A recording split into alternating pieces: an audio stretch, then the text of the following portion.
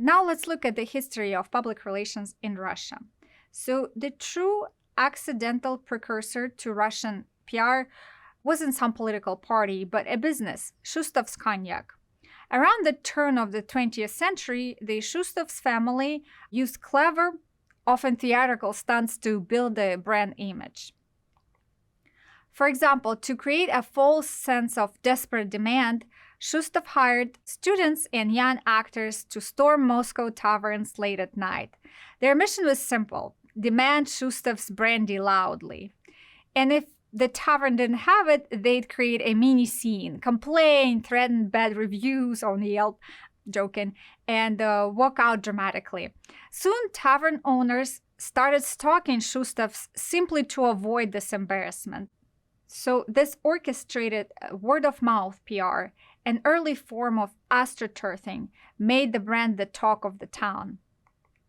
They also used international stunts. Shustov then secretly submitted his brandy to the 1900 Exposition Universelle in Paris, the world's top alcohol competition, without revealing its Russian origin. The French jury awarded it the Grand Prix, genuinely thinking that this was a French cognac. And when the winner revealed as Anne Shustov Moscow, the French producers were furious. Shustov bragged that his Russian brandy was so good that the French mistook it for their best, winning him instant legitimacy, massive PR value, and the Tsar's rare permission to use the term cognac instead of brandy on his labels.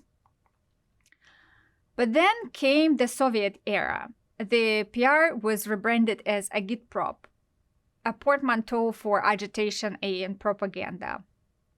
Why did it exist if there was no market competition? Well, because the goals were totally different. Information and popularization. It wasn't buy this. It was here's how to use this new thing or new product. Think of the famous corn campaigns. They had to inform citizens about what it is that the state produced. Then ideology and propaganda. Every campaign was linked to building the new Soviet person. Propaganda had to sell communism and the promise of improved well-being, using slogans like "Soviet means excellent," to strengthen trust in the state's products and ideas. This system was focused entirely on managing supply and demand within the confines of the state plans, using all the available media from posters to poetry for social campaigns. When the Nazi war machine rolled onto the Soviet Union in June 1947, the state's entire communication apparatus pivoted overnight to a single urgent mission: total mobilization. This was PR for survival. The primary goal was to transform every single citizen into an active participant in the war effort. Posters were not just about joining the army, they were about everything. The front line, slogans like "Motherland Calls" drove millions to volunteer, as shown in this recruitment poster from 1941.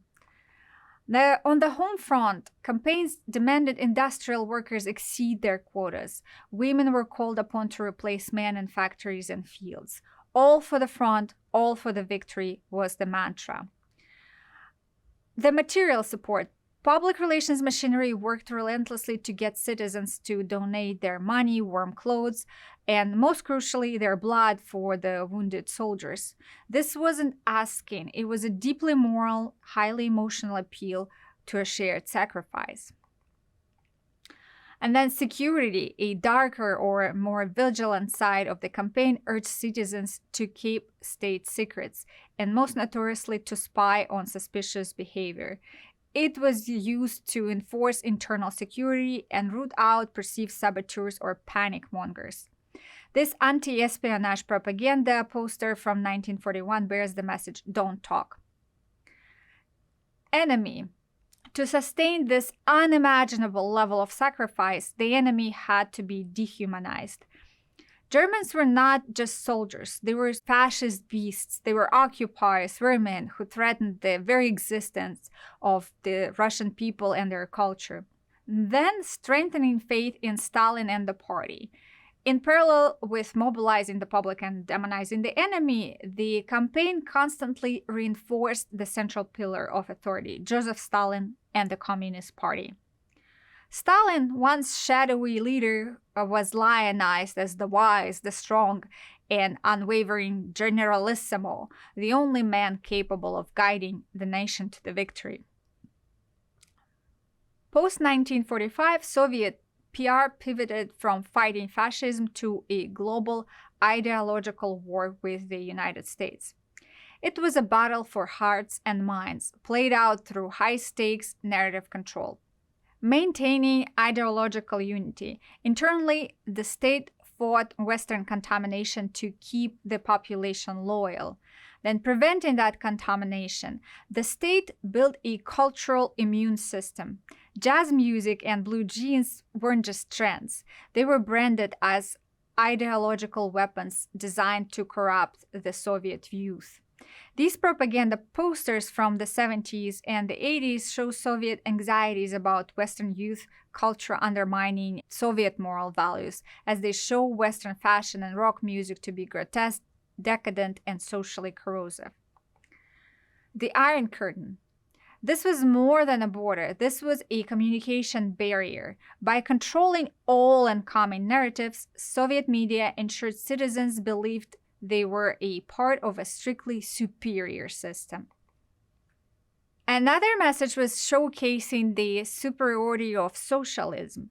The Cold War was a clash of systems. The Soviet PR used spectacular wins to prove socialism was the future. For example, the space race. This was the ultimate PR coup. Sputnik and Yuri Gagarin weren't just scientific milestones. They were the proof that a planned economy could outthink chaotic capitalism. The pride the Soviet Union felt as its victories in the space race can be seen in this propaganda poster, which reads, "Glory to the heroes from the space." Sports. Olympic victories were never about just the game. Every gold medal was framed as a proof of the physical and moral superiority of the new Soviet person raised under communism. They also tried to undermine the credibility of the West. The final strategy was a relentless attack on adversaries' moral standing. Racism and inequality, for example, in the United States. Soviet PR hammered on segregation and civil rights struggles. By circulating images of police brutality and poverty, they exposed the hypocrisy of American freedom, framing it as a system that exploited its own people. They were also saying that capitalism is the same as exploitation. Media consistently highlighted greedy bosses and wealth disparities. The goal was to make Western consumerism look morally bankrupt, ensuring Soviet citizens saw capitalism as a path to inevitable misery. These ideas can be seen in this propaganda poster from 1950s, which depicts US freedom as shaped by money, police power, and repression. By the mid-1980s, the old Soviet system, the one built entirely on agitprop, was exhausted when Mikhail Gorbachev introduced the twin policies of perestroika, restructuring, and glasnost, openness. He didn't just reform the state. He inadvertently created the conditions necessary for public relations as a profession to emerge. From command to convince, the PR recognition, the first fundamental shift came with perestroika. By weakening the monopoly of the state propaganda and control of the market, the government essentially eliminated the idea that communication was something that the state could simply command. The system was broken and citizens knew it. For the first time, to get someone to buy a product or support a reform or trust an institution, you had to convince them. This need for strategic two-way persuasion rather than top-down decree was essential precondition for public relations to exist. The value of transparency. Glasnost, which exactly means transparency.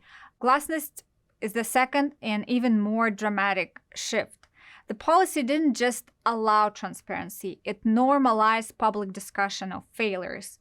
This perestroika-era poster uses Gorbachev's image and reform slogans to persuade rather than command, signaling a move away from propaganda.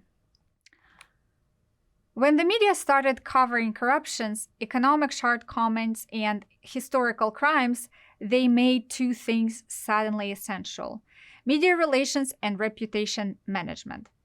Before, the party was simply good. Now, state institutions, political movements, and eventually emerging private companies had to explain themselves, apologize for past errors, and control their message. This was effectively inventing the demand for public relations functions. As we got new rules, we also got new actors, and public relations landscape exploded.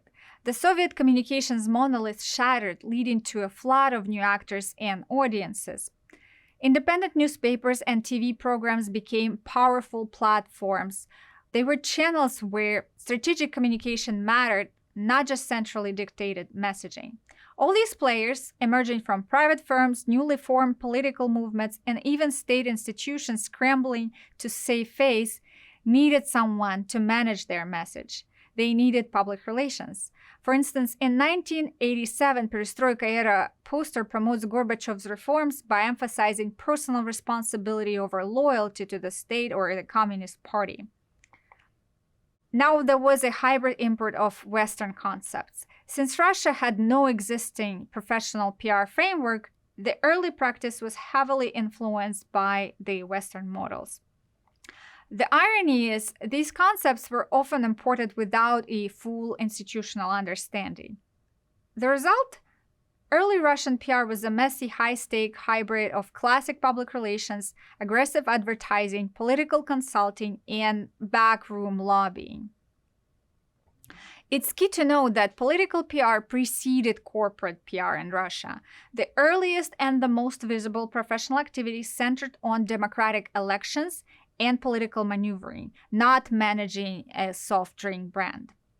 This gave Russian PR a powerful political orientation, and the same was the case in nearly all post-Soviet countries. However, the field faced two major challenges: no standards. The profession emerged rapidly without clear professional associations, ethical regulation, or established educational pipelines.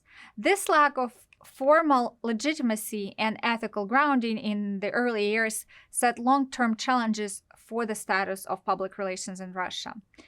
Then, low trust.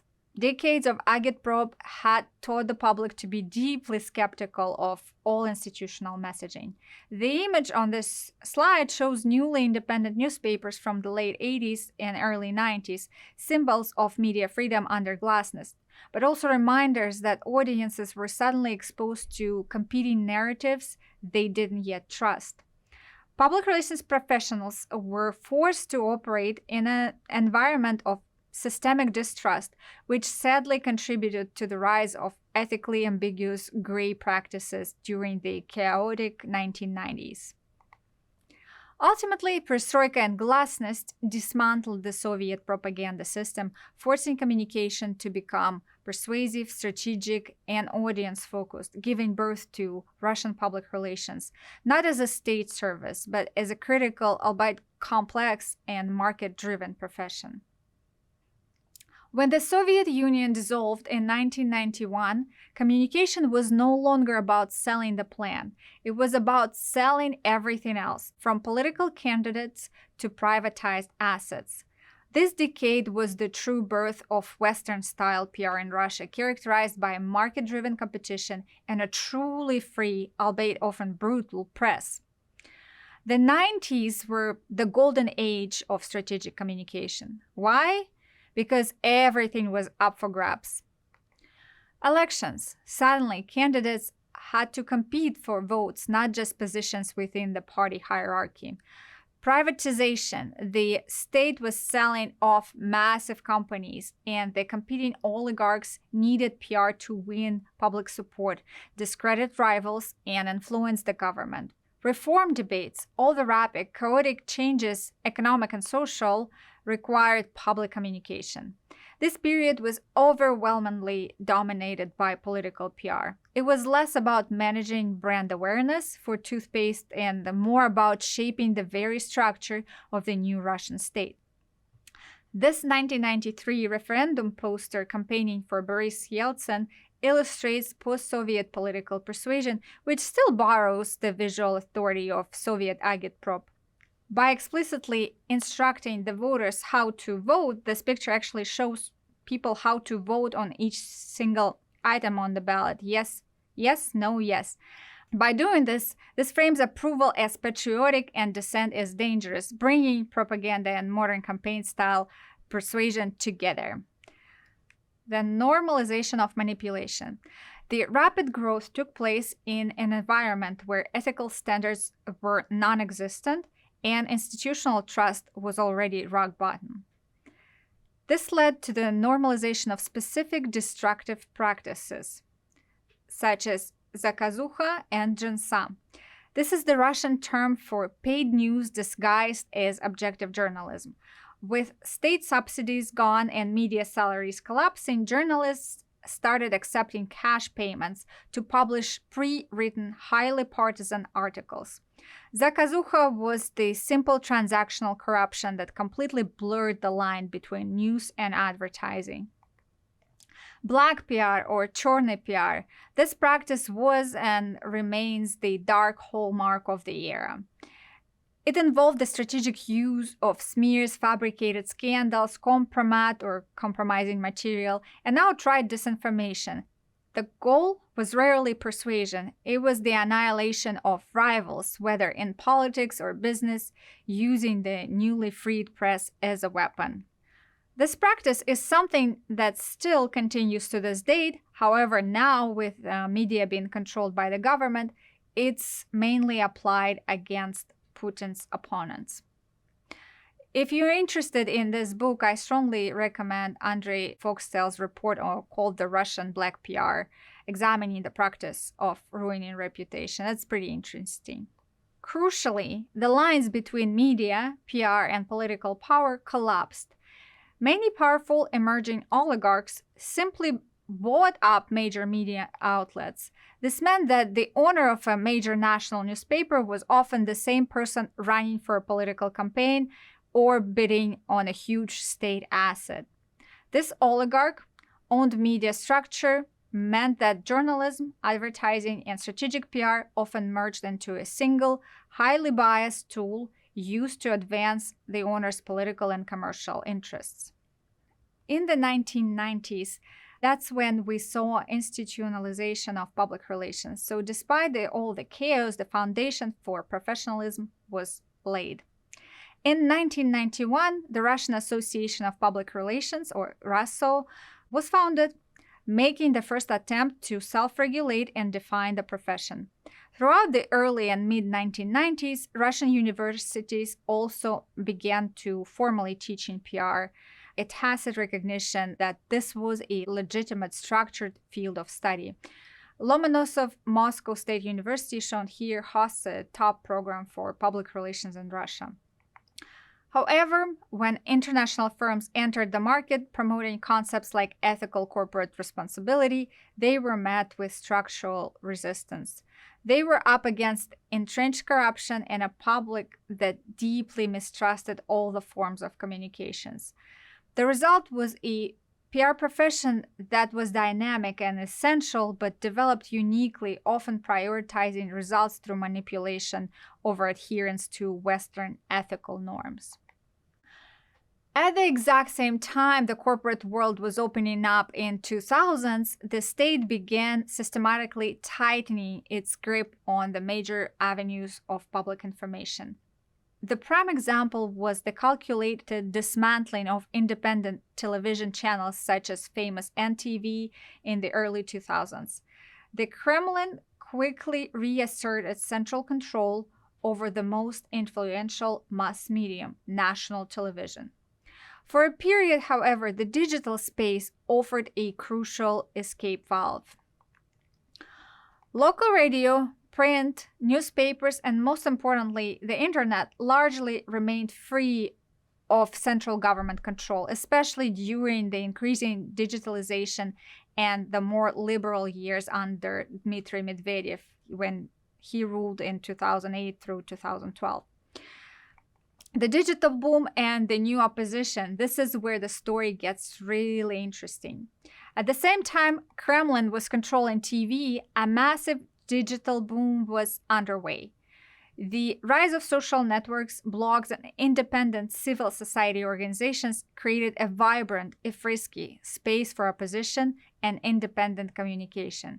Figures like Alexei Navalny emerged, utilizing power of the internet and social media to bypass the state-controlled channels. His anti-corruption investigations weren't just exposés. They were brilliant, high-production examples of political PR, framing complex information in accessible, viral formats that mobilized an entire generation of digital natives. The internet became the new public square. The tipping point came with the return of Vladimir Putin for his third term in 2012, which was met by massive protests in Moscow. This failed revolution triggered a political reaction and the final move on the iron grip.